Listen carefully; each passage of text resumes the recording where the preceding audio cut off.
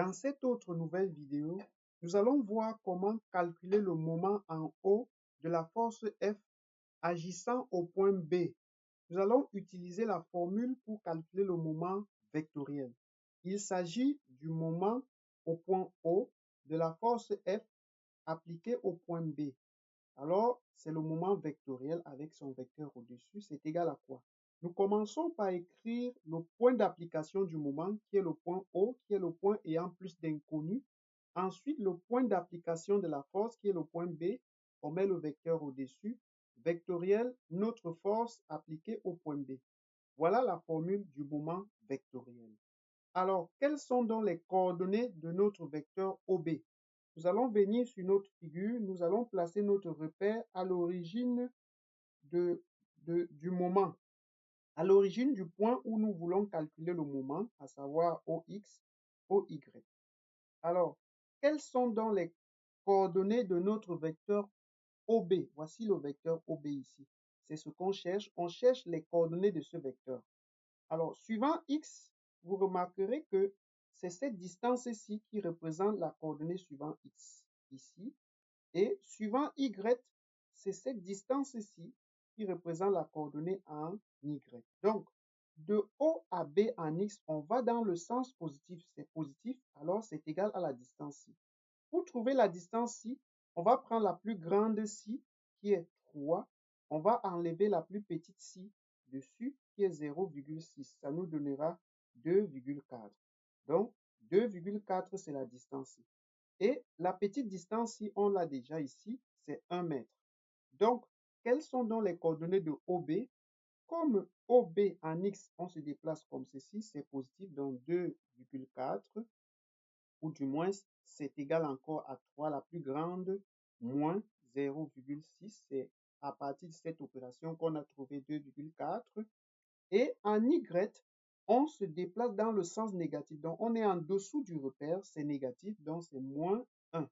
Parce que de O à B, c'est négatif, donc c'est dans le sens contraire de Y. C'est pourquoi c'est moins la distance. Vectorielle, quelles sont donc les coordonnées de notre force FB? Nous allons venir placer notre repère à l'origine de notre force au point B, à savoir Bx, By. On va prolonger notre force comme ceci. Lorsque notre force est prolongée comme ceci, ça va se décomposer comme ceci et comme ceci. Ici, c'est FB en X et ici, c'est FB en Y. Et l'angle ci, c'est encore l'angle ci. Donc, les angles alternent et internent. Quelle est la valeur de la coordonnée F? Quelle est la valeur de FB de X? Vous remarquerez que FB de X va dans le même sens que X, donc c'est positif. On va mettre FB. Et vous remarquerez encore que ça ne touche pas l'angle. Donc, ça ne touche pas l'angle, c'est le sinus, le côté opposé. Le sinus, pardon. Le sinus de 45 degrés. Et en Y, vous remarquerez que FB de Y va dans le même sens que Y. On met FB. Et ça touche l'angle, c'est le cosinus, c'est le côté adjacent. C'est le cosinus de 45 degrés. Voilà les coordonnées de FB. Alors, nous allons effectuer l'opération. Ça fois ça, c'est 2,4 FB cosinus de 45 degrés moins ça fois ça. Ça, c'est le moins de la formule. Ça fois ça. Le moins ici avec le moins ici, ça fait plus FB sinus 45 degrés. On va mettre FB en facteur. Facteur à 2,4 cosinus de 45 degrés plus ce sinus de 45 degrés. On va remplacer FB par sa valeur. C'est la valeur de FB ici.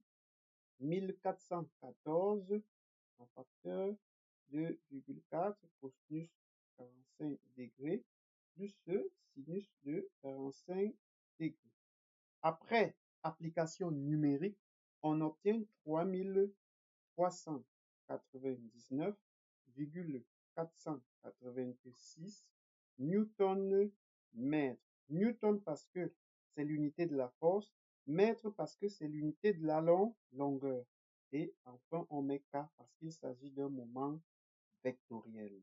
Au point O, la force F au point B, C'est ça le moment vectoriel. Voilà donc le résultat de notre moment vectoriel. À partir de ce moment vectoriel, on peut en déduire le module de ce moment au point O de la force F en B. Ça, c'est le module de notre moment. C'est égal à quoi? 3399,486 newton mètre.